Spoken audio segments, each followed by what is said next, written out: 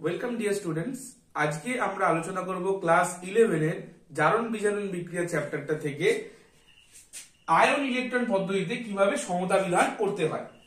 তো এখানে সমতা বিধান করার আগে কিছু স্টেপস আমাদের ফলো করতে হবে। স্টেপস গুলো আমরা দেখে নিই। প্রথম স্টেপ যেটা লেখা আছে কি জারণ অর্ধবিক্রিয়া হিসাবে লিখতে হবে। আমি আমার ক্লাসের শুরুর দিকে বলেছিলাম যে জারণ অর্ধবিক্রিয়া লেখার সময় বিজারক পদার্থ মাইনাস ইলেকট্রন অ্যারো দিয়ে জারিত পদার্থ, আর তখন আমি বলেছিলাম কিছু চেঞ্জেস এখানে কিন্তু করতে হবে। তাহলে এই ক্ষেত্রে আমরা জারণ অর্ধবিক্রিয়া যখন লিখবো বিজারক পদার্থ বাঁ দিকেই লিখবো, কিন্তু অ্যারোর ডান দিকে আমরা জারিত পদার্থের সাথে ইলেকট্রনটাকে প্লাস ফরম্যাটে লিখবো।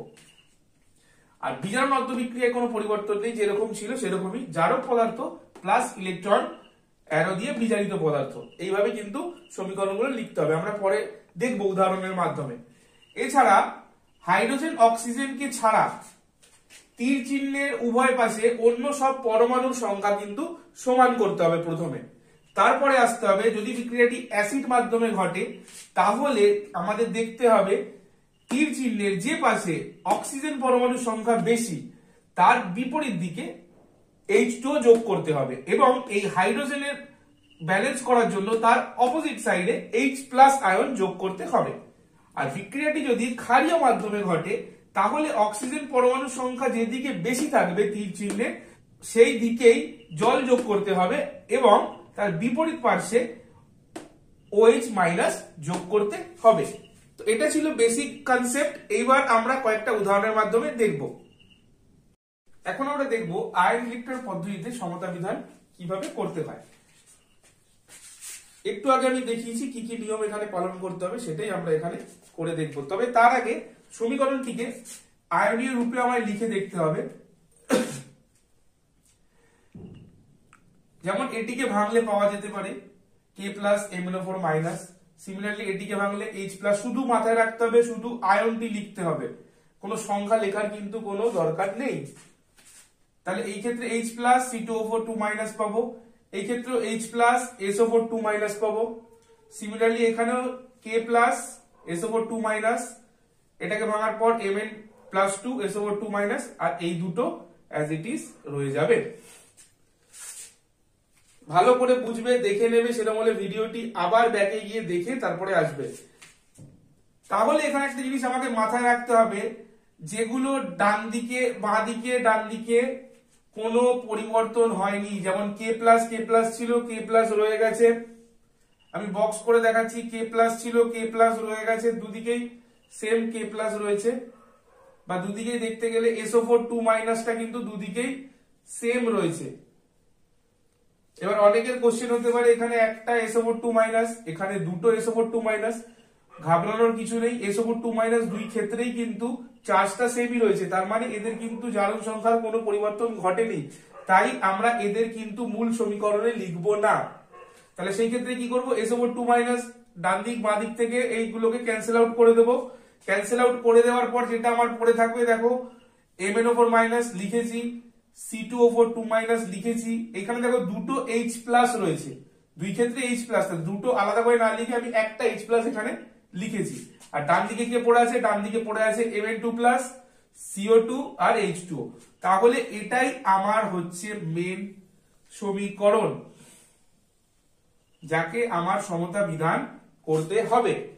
কোন কোন ক্ষেত্রে ডাইরেক্ট এইটা বইতে দিয়ে দিতে পারে সমতা বিধান করার জন্য, আর কোন কোন ক্ষেত্রে এটাকে একটু ঘুরিয়ে দিতে পারে।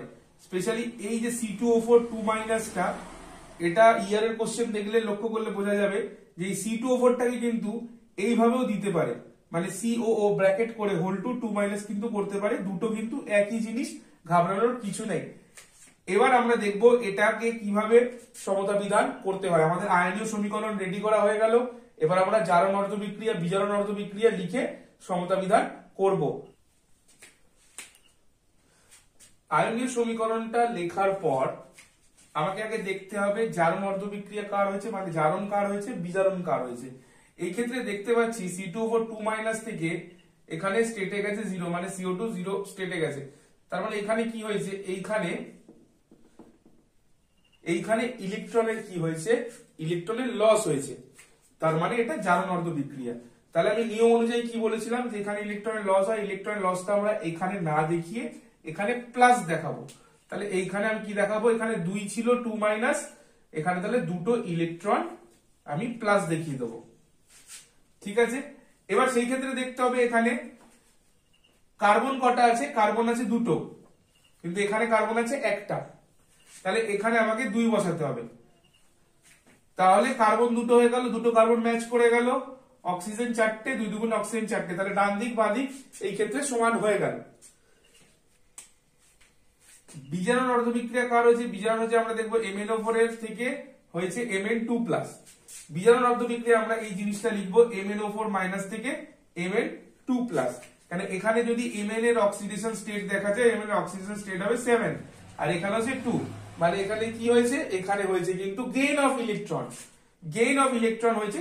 কিন্তু তার আগে ইলেকট্রন লেখার আগে আমাকে এখানে দেখতে হবে এটি হচ্ছে অ্যাসিড মিডিয়াম H+ এ হয়েছে, তাহলে দুদিকের ক্ষেত্রে যেদিকে অক্সিজেন বেশি রয়েছে তার বিপরীত পার্শ্বে আমাকে কি করতে হবে, জল যোগ করতে হবে, তার বিপরীত পার্শ্বে আমাকে জল যোগ করতে হবে। এইবার জল যোগ করার পর আরেকটা জিনিস মাথায় রাখতে হবে, এখানে অক্সিজেন পরমাণু সংখ্যা কটি, 4টি, কিন্তু এখানে অক্সিজেন পরমাণু কটি, 1টি। তাহলে এটা ব্যালেন্স করার জন্য এই 4 দিয়ে একে গুণ করতে হবে, তাহলে অক্সিজেনের সংখ্যা এখানে ব্যালেন্স হয়ে গেল বোথ সাইডে।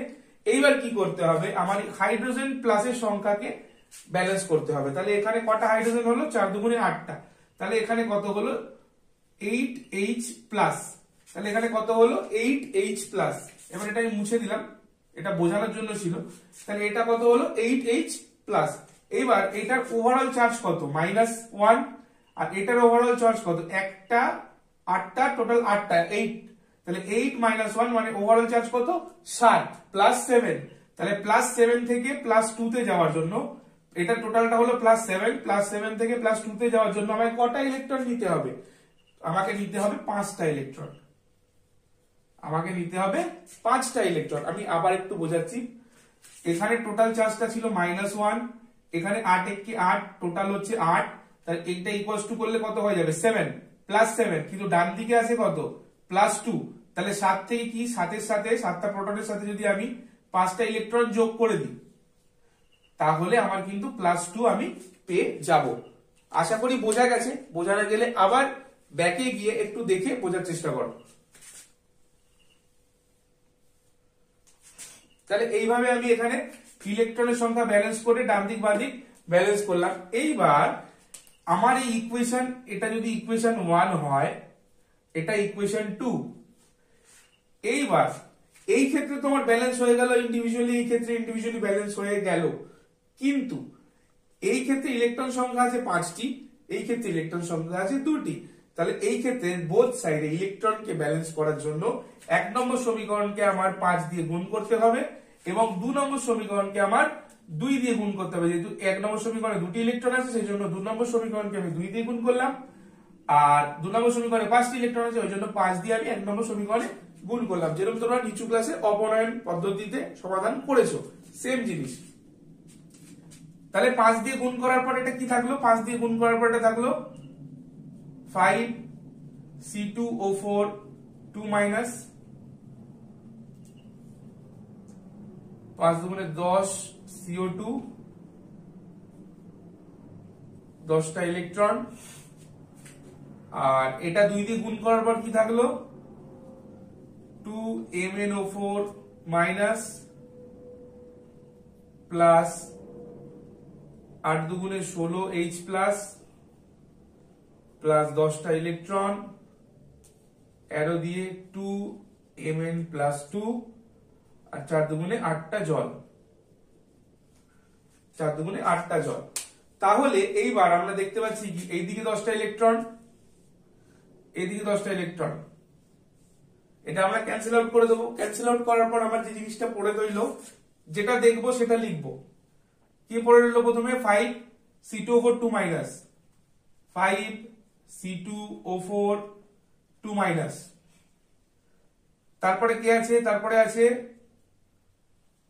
2MnO4 মাইনাস, তারপরে কি আছে, তারপরে আছে 16H প্লাস বাঁ দিকে একটা দুটো তিনটে লেখা হয়ে গেছে। এবার ডান দিকে কে পড়ে আছে 10CO2 প্লাস 2Mn+2 আর প্লাস 8H2O। তাহলে এইখানে আমি যদি ব্যালেন্স করে দেখি, এইখানে ব্যালেন্স করলে আমার কিন্তু বাঁদিক ডান দিক পুরোটাই কিন্তু ম্যাচ করে যাবে। তাহলে আয়নীয় পদ্ধতিতে এইভাবে সমতা বিধান করতে হয়। এটা আমরা আয়নীয় সমীকরণটা সমতা বিধান করলাম। এবার এটাকে আমরা আণবিক আকারে লিখে দেখাবো। এইবার এই রেডক্স সমতা বিধান আমরা এখানে করে ফেললাম। এইবার আমি মূল বিক্রিয়াটায় ফিরে যাব, যেটা হচ্ছে এইটা। মূল বিক্রিয়াটা কিন্তু এইটা ছিল আণবিক আকারে, যেটাকে আমি আয়নীয় আকারে লিখেছিলাম। তাহলে এইখান থেকে এবার এটা আমি সমতা বিধান করব। যদি পরীক্ষায় শুধু আয়নীয় আকারে দেয় তাহলে এতটা করলেই কিন্তু হয়ে যাবে, কিন্তু যদি আণবিক আকারে দেয় তাহলে চেষ্টা করবে এখান থেকে আণবিক আকারটা লেখার। তাহলে এখানে দেখো আমি কি দেখতে পাচ্ছি, C2O4 2 এর আগে কত আছে 5। তাহলে C2O4 এইখানটা আমি এর আগে লিখবো কত 5, এর আগে লিখবো আমি 5। এইবার এখানে কি ছিল MnO4 মানে এটার আগে কত ছিল 2, আমি লিখলাম 2। এবার এখানে কত আছে 16H+, এই জায়গাটা একটু ভালো করে নজর দেবে। 16H+, আমরা কিন্তু যখন স্টার্টিং এ করেছিলাম দুদিকের H+ ছিল, আমরা একটা H লিখেছিলাম H+। তাহলে এখানে কত আছে 16H+, দেখো অলরেডি 5 দুগুণে 10 H+ হয়ে গেছে আমার। তাহলে পড়ে থাকলো কত 6টা। তাহলে এখানে আমার লিখতে হবে 3 দুগুণে 6টা। এইভাবে আমি বাঁ দিকটা ব্যালেন্স করলাম। এবার ডান দিকটা দেখো, ডান দিকে কটা আছে 10CO2, CO2টাকে বসিয়ে দিলাম 10, 8H2O এখানে বসিয়ে দিলাম 8H2O। এখানে দেখো এবার কি আছে 2K, K2 ম্যাচ করে গেল। এইবার এখানে আমায় কাজটা করতে হবে কি, যেহেতু এখানে 2Mnও হয়ে যাচ্ছে, ভালো করে দেখবে যেখানে যেহেতু 2Mnটাও কিন্তু 2 হয়ে যাচ্ছে, তাহলে আমার ডান দিকটা কিন্তু 2 দিয়ে ম্যানেজ করতে হবে। ডান দিকটা কিন্তু আমায় 2 দিয়ে ম্যানেজ করতে হবে। এবার দেখো সালফেট মূলকও ম্যাচ করে গেছে। এখানে 3টে সালফেট মূলক, এখানে একটা, এখানে 2টো, টোটাল 3টে। তাহলে বাঁ দিক ডান দিক ব্যালেন্স হয়ে গেছে এবং এটাই হলো আয়ন ইলেকট্রন পদ্ধতিতে সমতা বিধান। আশা করি তোমরা বুঝতে পেরেছো। না বুঝতে পারলে ভিডিওটা রিপিট করে দেখো, আশা করি বুঝতে পারবে। এখন এতটাই, দেখা হচ্ছে নেক্সট ক্লাসে।